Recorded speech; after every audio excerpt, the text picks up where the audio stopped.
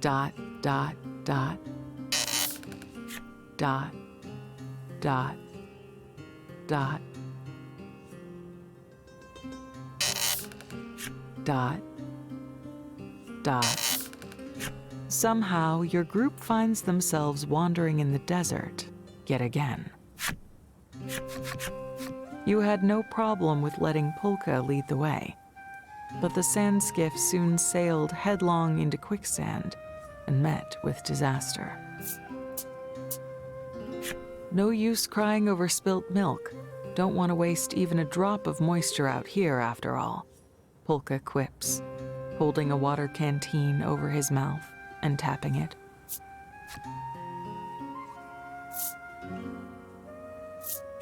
You lack the energy to react to Polka's little jest and remain splayed and unmoving on the deck. Despite the rest of the group wasting away under the heat and grappling with brutal thirst, Trollis seems to have maintained some vigor.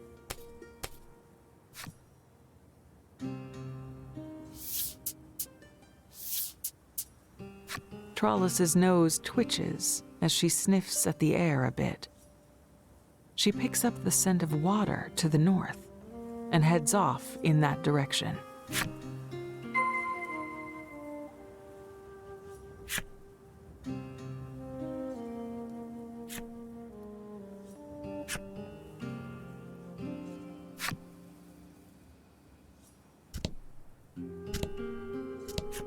A musty smell wafts from the rocky area beyond.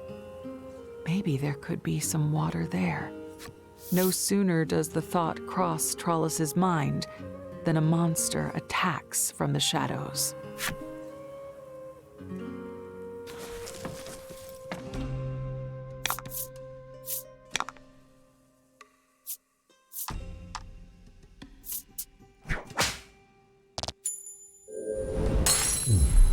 A masterful victory!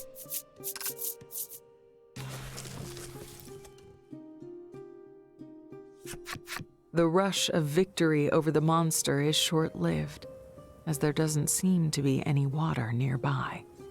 Muttering, "Water," Trollis stares at the defeated creature.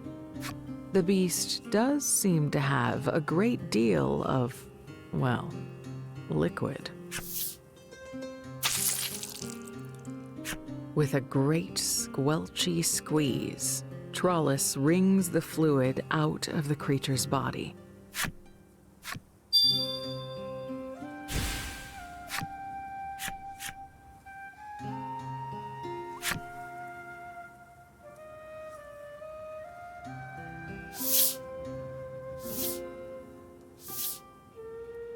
Trollis returns to the sand skiff and helps everyone drink some of the slime juice. Each, in turn, regains their vitality. The juice is faintly sweet and tasty. Polka asks, "Where'd you come by this stuff?" However, Trollis's reply leaves something to be desired. Squeezed it. Everyone drank. Everyone better. Polka inclines his head, deep in thought. But fruit is rare and hard to come by. The group decides to have Trollis lead them to where she located the sweet liquid.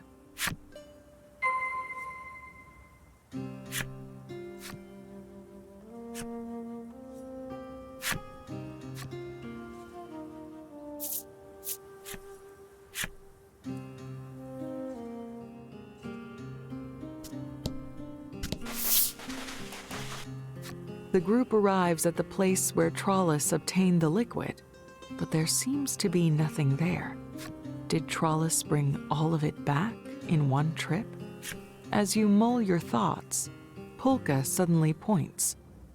"Look there." You take a closer look and see that there are cracks running through the rocks. They just might break open if hit with enough force.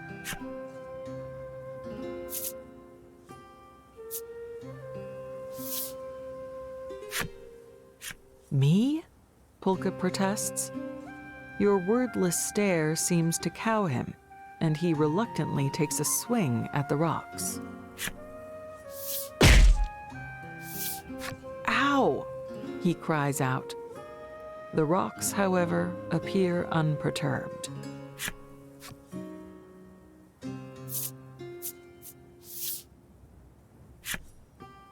Trollis winds up and swings at the rocks with all she has.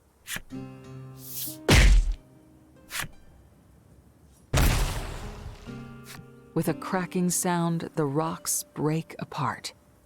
You can continue on. Beyond the rocks, a barren waste stretches out before you.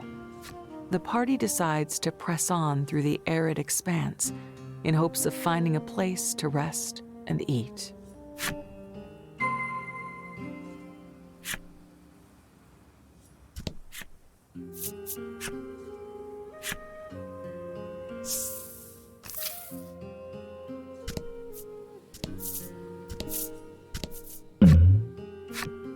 You spot an open-air stall with a sign reading, "Goods bought here."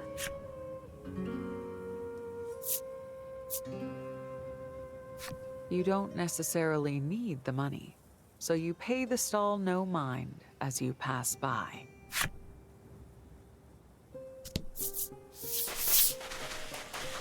You've come across a river that is somehow fully ablaze. There won't be any drinking this water. Polka's curiosity is piqued. He shouts, "But water cannot burn. It defies scientific reason." Next to him, Trollis's nose twitches. She's evidently located something with her keen sense of smell. There might be food nearby. The party opts to trust in Trollis's nose and heads off in the direction she indicates.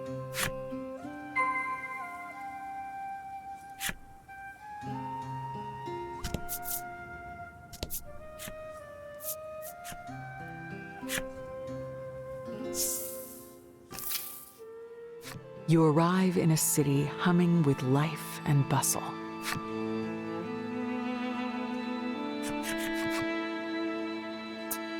There! Trollis practically falls over with excitement as she whips her hand out to point at the food stall. The stall is stacked high with fresh grilled meats, which are by all accounts the source of the smell she noticed.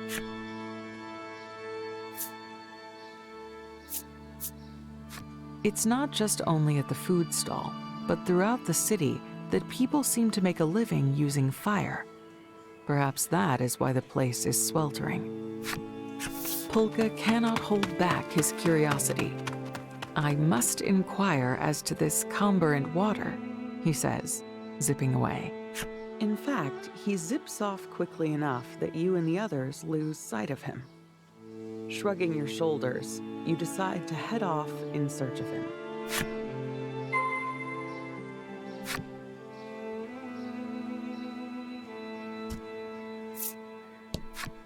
The woman is lost in thought as she gazes at the flames from a distance. Love and fire are rather similar, aren't they? You find her incomparable presence so overwhelming that you are unable to even ask about Polka.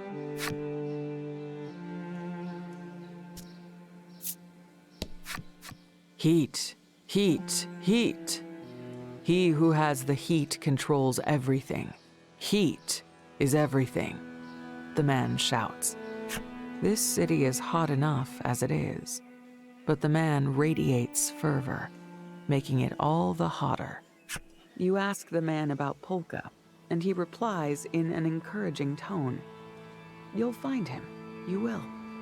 It is essential that you never give up.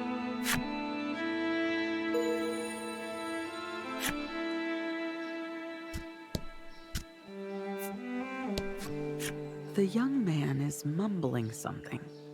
Listening carefully, you put the snatches of audible words together.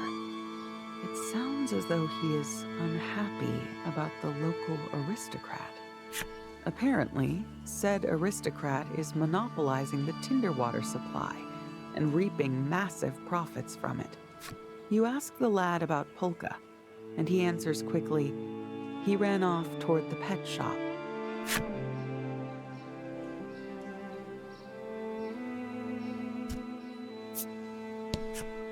The wise old woman offers cautionary words. You'd best be careful. The flame primal dwells in the lake of fire. You ask the woman about Polka, and she replies, why, he and I were speaking until just a short while ago. He's probably still nearby. You thank the woman and take your leave.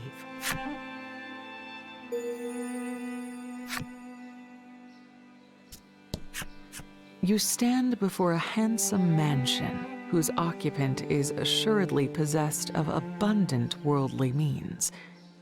In layman's terms, they're loaded. It doesn't seem likely that Polka is here. Try looking elsewhere for now.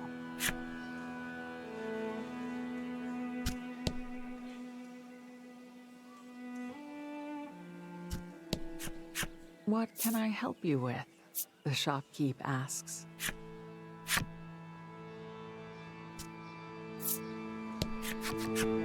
You locate Polka in a state of considerable excitement as he observes a burning pond.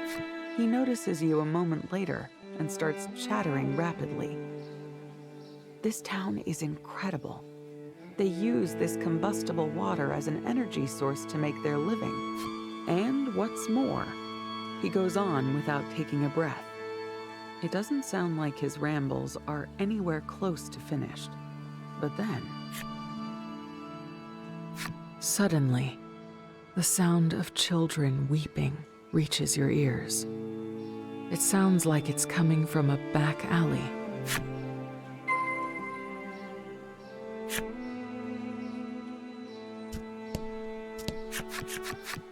In the back alleyway, two emaciated children stand alone, with naught but the clothes on their backs.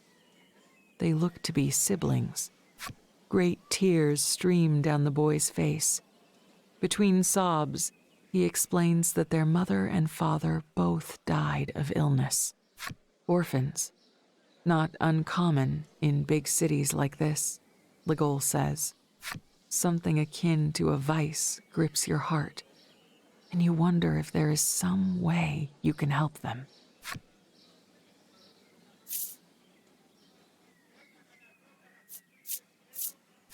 You hit upon an idea. Why not ask the aristocrat making huge profits from the tinder water for assistance?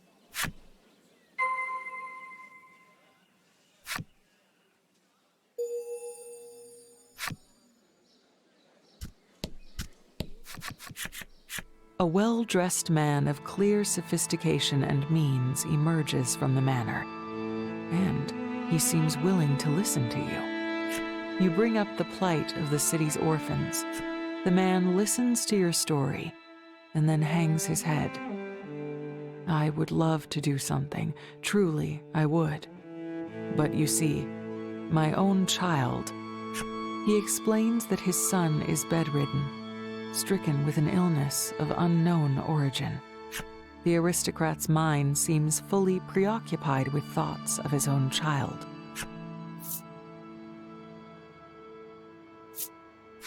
At a loss, you look over at Polka. He catches your glance and then offers to examine the aristocrat's child. Polka explains that he has some medical knowledge, and the man practically leaps on him, desperate enough to cling to any ray of hope. It looks as though Polka will be performing an impromptu medical exam.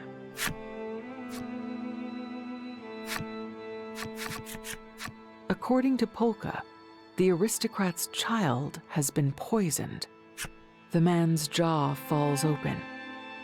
That cannot be.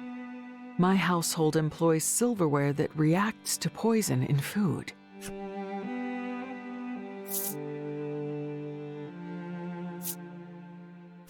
You raise the possibility that there could be some kind of poisonous plant nearby. Polka, however, denies this possibility. He hasn't seen any plants at all around the city, much less poisonous ones. You suggest the possibility that there could be a venomous monster nearby. At this suggestion, the aristocrat blurts out, "The flame primal. It exudes a toxic gas." Polka explains that if the source of the poison was indeed somehow the flame primal, it might be possible to craft an antidote from its body. And then, as though struck by an idea, he adds, and perhaps as a thank you for my doing so, we might discuss aid for the poor orphans of the city? Yes, of course. Seeing the aristocrat's immediate response, you can't help but be astonished by Polka's wisdom and negotiating skill. Upon leaving the manor, Polka explains, with no small amount of pride in his voice, "My own investigations indicate that the flame primal is in the lake of fire to the northwest of the city. It seems like his running about all over the city wasn't for nothing."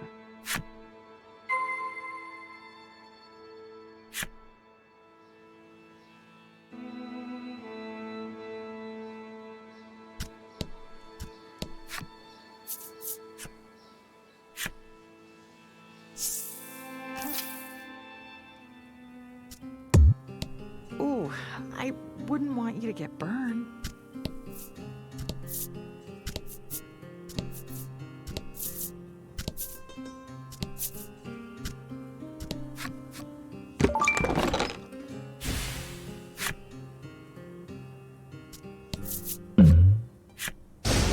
Ominous clouds swirl above you, darkening the sky. A peal of thunder follows a brief flash of lightning. This is bad.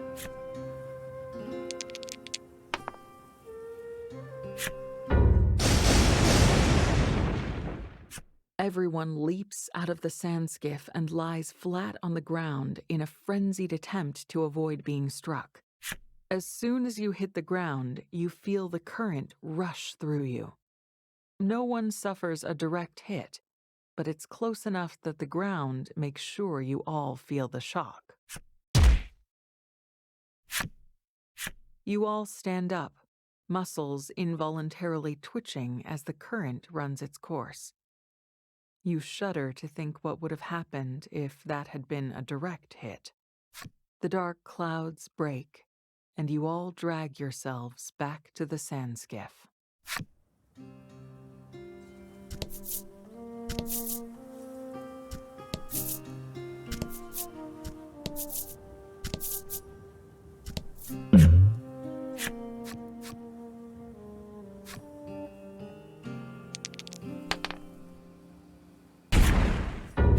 The bizarre rock transformed into an aqua rock. The only way out of this fight is through it.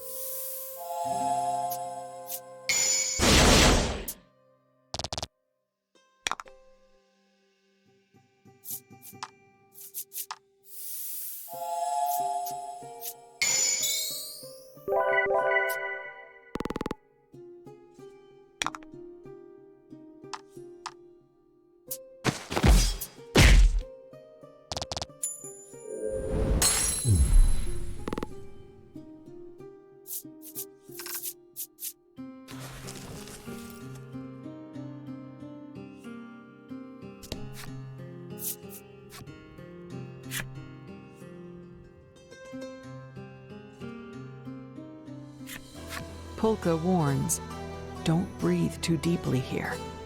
The very air could be noxious poison.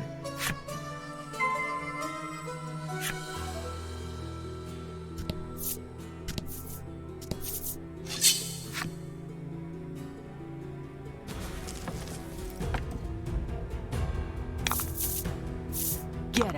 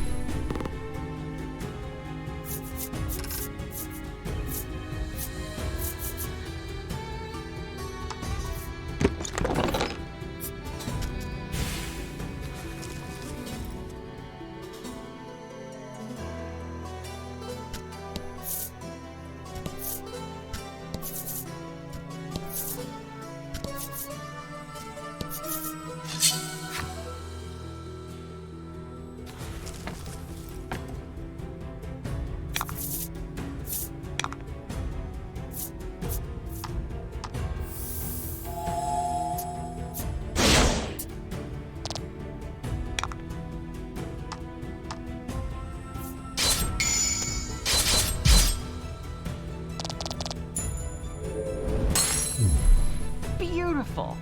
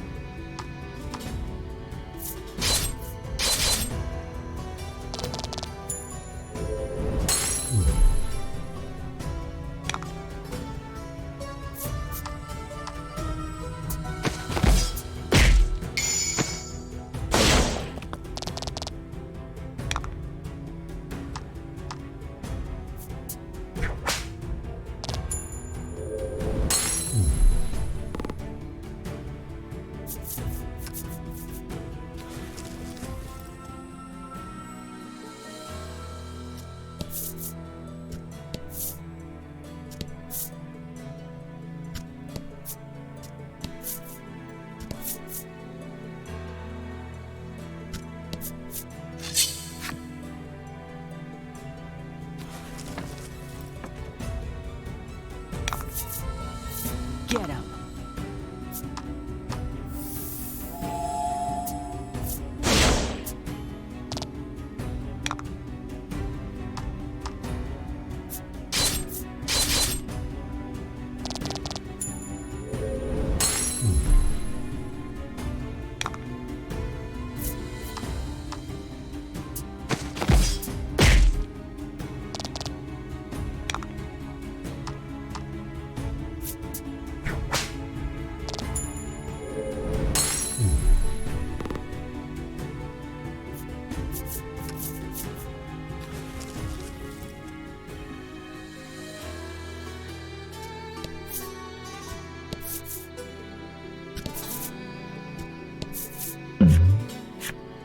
You pick up a scrap of paper you spot by your feet.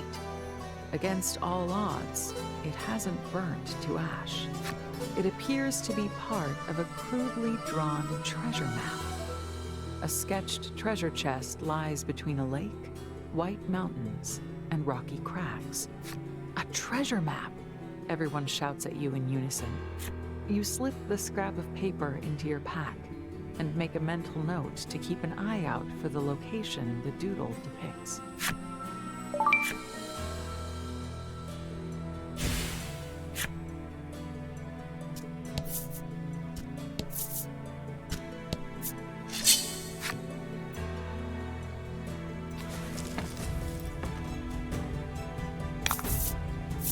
Get him!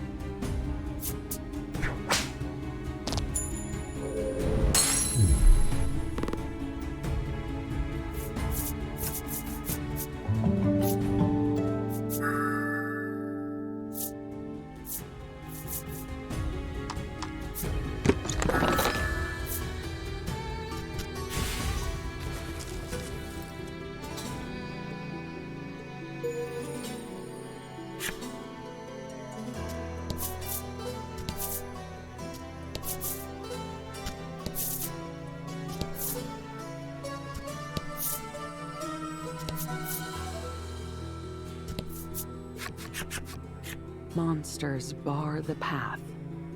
That said, It doesn't look like they've noticed you yet. They probably don't see many humans around here, given that the lake is surrounded by fire. They're completely oblivious. Taking care to be as quiet as possible, you steal close to the monsters and attack them.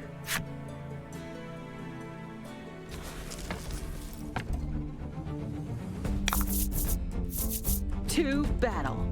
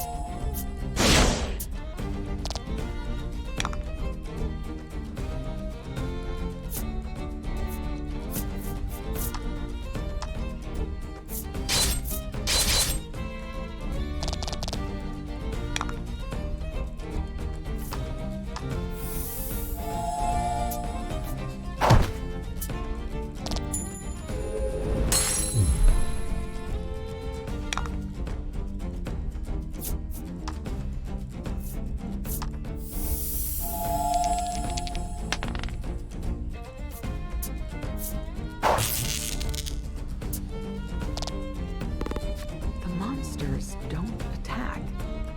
In fact, they look like they're trying to find an opening to make a run for it.